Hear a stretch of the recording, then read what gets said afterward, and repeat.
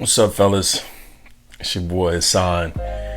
I'm sure many of you know all the things that are happening in the world, and particularly this past week with the tragic death of brother George Floyd. So what I thought would be important is to approach at least my channel and my platform by sharing a couple of things that I think would be of value. Of course, with everyone in the industry of style and fashion, I'm sure many people are thinking like, what do I say? Should I not say anything? Should I just not post? Should I, make a comment on social media, or just be silent? And to each his own. The most important thing is, what do you feel in your heart and what's important to you, and how do you have some time, and what's important to reflect on during these times. And don't get me wrong, I've been a black man my entire life, or African American male, and so these instances has happened throughout my life. And I wanted you guys to think about something. I am a middle-aged man. I'll be 46 this year. I know sometimes I go between 45 and 46 now. I realize I'm 45 and I'll be 46 next month. I'm the first generation from segregation. So what does that mean? In these past 40 years, I'm the first group of individuals who are living in America desegregated. And so there's a lot of change that need to happen and a lot of course correction. And so it's just really interesting how, the life of black men in particular have been taken since, the inception of coming to the country. But more and more so, we're seeing things I'm listening to. I was listening to What's Going On with Marvin Gaye, or A Strange Fruit by, Nina Simone. And these are songs in the 60s. And I'm like, why are we still having these issues? And the issue is that as a society, there hasn't been a lot of acknowledgement and true heartfelt conversation about what's going on and how we're having so many men and women being killed by police brutality, or also in the hands of a police officer or precinct. And so, my heart, my soul, my spirit was aching all week. I could only imagine me being on the ground and thinking about all the things that was possibly running through this brother's mind, and all these brothers and sisters who are afraid and scared and not knowing how to respond, whether it's in anger or in fear of their actual life. So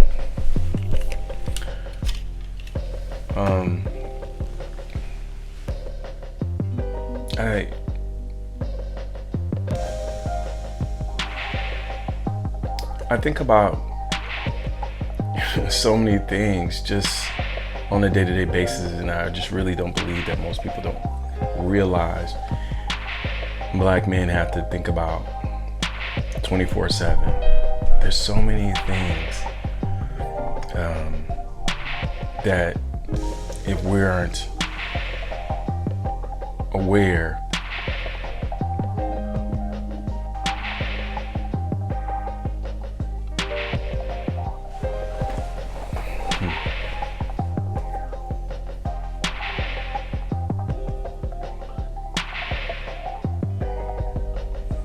I really had to, and I'm still gathering my thoughts on this subject because it's so painful, right? It's a painful, traumatic experience to see and to know that another man that looks like me, built similar to me, dies in front of the world. And what's appalling and frustrating and sad is that, obviously there were more people sitting there holding this brother down.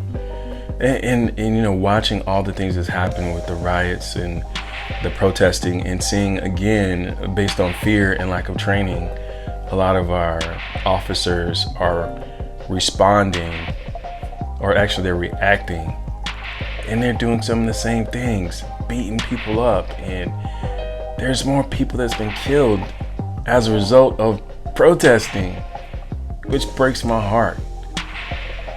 And I had, honestly, guys, I had to just pull away for a couple of days because I was so overwhelmed. I was so hurt in my soul and my spirit because, people shouldn't lose their lives for being who they are or for standing up for their rights. And we talk about the Second Amendment here in America and, the rights of citizens, but we have to be honest and think about that those, amendments, those, the Constitution wasn't written with people of color in mind. It wasn't written for me. And I know that. So how do I manage the things that, come with this life in this skin, right? Because I had no choice.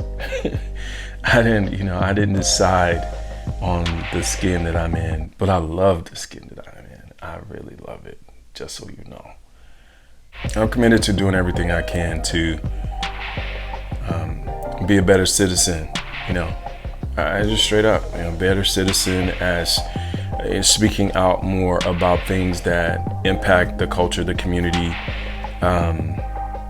as well as, showing that there are men and women out here who are positive, that they have great creativity, they're intelligent, they're valuable. And it's one of the reasons why I wanted to do this channel, because I wanted to show that I believe that, the culture impacts the world as far as style and music. So I wanted to show a different point of view, a point of view that is fresh, that's, has a sense of humor, but also to show men that we can move and dress in a certain way that will allow us to, have a different perspective of ourselves and actually how the world sees us. And it's really, really important to me. So many of you may be thinking, okay, what can I do to help? So I'm going to be sharing some organizations if you want to support Black Lives Matters, or organizations like that, or if you're interested in supporting, because I'm sure you're thinking how can I help? What are the things that I can do to help, my friends and my brothers and sisters who are going through these challenging times. So I'm going to post these organizations, and then also I'm going to leave you with a quick clip of me responding to the events, and in a way that it wasn't written, it wasn't practiced. I just turned on the camera and I believe that my soul spoke. I pray and hope that each of you have the opportunity to not only leave your home in style, confidence, and etiquette, but come back home safely. We'll see you next time. What are you so afraid of? Is it my black skin? Is it my comfortability being me? What is it that you're afraid of? Is it that I come from the earth, man among men? Is it that we have survived the atrocities of being on this land from the inception of this free land? What are you afraid of? Is it that I love so much, that I care so much, that I believe that I am a true man? I'm not afraid of anyone, but you are so afraid of me. Is it because I can smile even in your evil intent? Is it that I continue to carry on when you continue to kill me? Is it that I not love my mother more than you love yours? Do I not love my daughters more than you love yours? Do I love my son like you love yours? Why are you so afraid of me? Is it that when we became emancipated, the strategies and the wisdom and the skills that we had were to rule the world or to rule this country? So you had to put us back in chains. Mentally, physically, you kill us on a day-to-day basis. For what?